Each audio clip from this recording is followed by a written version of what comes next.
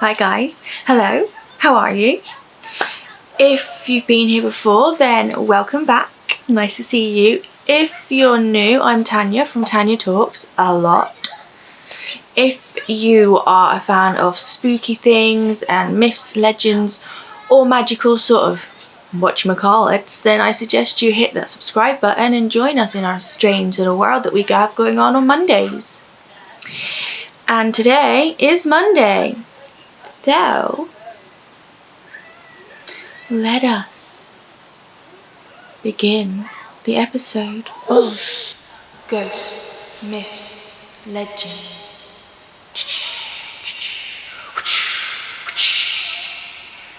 Are you sitting comfortably? Shall we begin?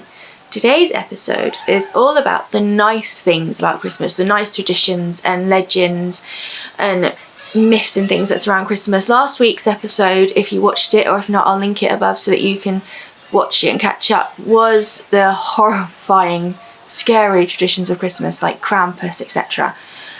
But as it is, what are we? 11 days away from Christmas and the excitement is mounting. Well, it is in my house, I don't know about yours, but it is here. We thought we'd do, well, me, not the royal we. I thought I would do the nicer side as we are nearly at that big day. And we could all do some niceness because things are falling around my ears here. Oh yeah. Where are Mario and Luigi when you need them? Got no water. I've got water downstairs, not upstairs. My toilet has taken about 20 years to fill up before flushing. So that's nice and fun. I know it's a bit of TMI, but I thought I'd tell you. Yeah. The hot tap is turning on when it didn't last night. Little dribbles coming through. Yeah, and the cold water tap, nothing. Who knew? But there we go. So, anyway, today, as I said, it's a nice tradition, so I thought we would start with the Yule log. And I know what you're thinking, but it's not that one. The Yule log is a Scandinavian tradition. It comes from the word Yule for their winter solstice celebrations. Now, the Yule log was actually a tree, and it was chosen with great ceremony and carefully taken into the house. Oh, wow, Peppa Pig! She's so nice. Good girl. Sorry. The tree was laid with the log. Yes, sweetheart. The log was fed into the fire and it was relit by the log from the previous year's tree that had been carefully stored away through the year and had been fed into the fire throughout the 12 days of Christmas. Now the person who did the relighting of the tree, which incidentally the rest of the tree stuck out into the middle of the room, fire hazard these days, but hey, had to have very well washed hands. After a while, the tradition spread throughout Europe, and different parts of Europe had different woods and ideas how it was done. In England it's usually oak, in Scotland it's birch, and in France it's cherry.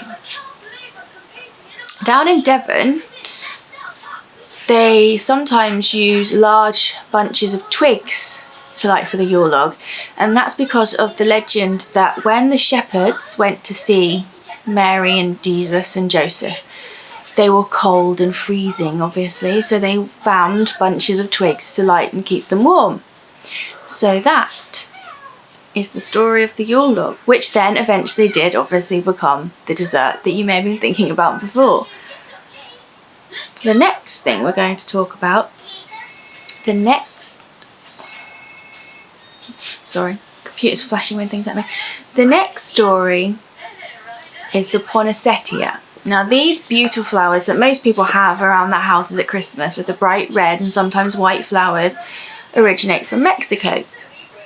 And there is a really nice legend of why they are so associated with Christmas. And the legend goes, excuse me, itchy face, that there was a young poor girl in Mexico called Pepita. I think that's how you say it. Pepita? who was poor, like I said, and it was Christmas Eve, and they laid gifts and tributes at baby Jesus at the church's nativity. Now, she was so worried that she had nothing to give him. She didn't know what she was going to do. What could she give the baby Jesus without, But her cousin Pedro said to her, Pepita, it's okay. No matter how big or how small, Jesus will love it when it is given with love. If you just give love, it won't matter what it is. She was still feeling slightly embarrassed as she was walking to the chapel. But remembering her cousin's words, she picked up some weeds that were growing by the side of the road and made them into a small bouquet. She was still feeling slightly nervous and embarrassed about her gift, but with Pedro's words ringing in her ears, she went up to the altar and laid the bouquet of flowers at the feet of baby Jesus. Now, what happened next? The people that saw it called a miracle, for as soon as those flowers were placed at Jesus' feet, they blossomed into the brightest bright red flowers, and are like that to this day. And so in Mexico, the flowers are now known as the flower of the Holy Night. Some say as well that why they're so Christmassy is that the shape of the flowers resemble the Star of Bethlehem. The red is his blood, the green leaves for the evergreen, and the white his purity. But either way, I think Pepita's story is a beautiful story for those wonderful flowers we have at Christmas. And they are here to stay, I think. Next up is eggnog. Now, I've never tried eggnog. I'd like to one day. I know it is very, very big in America, and any American brethren who watch this, if any of you do, will be like, yeah, eggnog, that's our thing. But you may be surprised that it actually came from the UK, where it was a drink of milk, and eggs were obviously in there for the egg, and there was either ale or wine, and they were spiced. Now, posits back in the days were to help treat colds and flus and to get you feeling better. It later in the 16th century became a cold sort of semi-set dessert based on the drink. From being a poor man's sort of drink to cure ailments, it went to the upper classes who took out the wine or ale, and of course mixed it with more upper class things like sherry and brandy. Same thing, just slightly more upper class. In the 1700s, it got took to America, where the sort of wines and everything was replaced with rum. Now, there are many theories around why it's called eggnog. Some people say it could have been because of the rum was called grog, so it became egg and grog. But a lot of people think it came from mugs that were called noggins. And they were small, they were wooden cups, so you'd have your drink in with your egg. And as your head, as we like to say, your noggin, they were meant to make you go off your noggin. You drink too much, you're always off his noggin. Some people say as well it's from the Scottish term for nog, which is heating a drink with a poker from the fire. So, when you're drinking your eggnog this Christmas, think about the story behind it, how it came from the UK, and it was basically a drink to make you feel better from a cold. And we all know that, a nice drink with a bit of drink in it. A drink with a bit of drink, you know what I mean, the alcoholic version, does make you feel better when you've got a horrible cold or a cough, warms you up. But that you can ponder on, why is the eggnog called eggnog? See? Something to think about when you're having that drink on your Christmas. Is it because of noggin your Ned? Is it because of being warmed by a poker? It's up to you to interpret. There's many, like I said, different. The last one is something that I thought about for quite a while, because it's Christmas wreaths. And I've always wondered, because obviously wreaths are associated with funerals and things, and I've always wondered how something that is associated with funerals,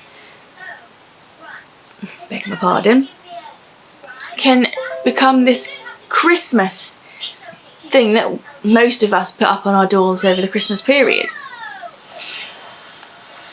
Obviously, a wreath goes back centuries to the ancient Greeks and the Romans, who used them for victory. You were crowned with a wreath. The circle is also a symbol of protection for ancient times, so you'd have a circle of protection. An evergreen was obviously awed and admired because it survived harsh winters.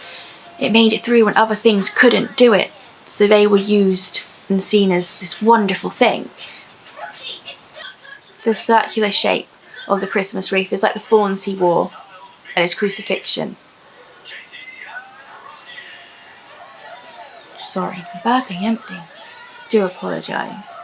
And it's believed that when you hang a wreath on your door, or wherever you can hang them, on your wall, on your door, even inside, you are literally saying, I invite Christ in.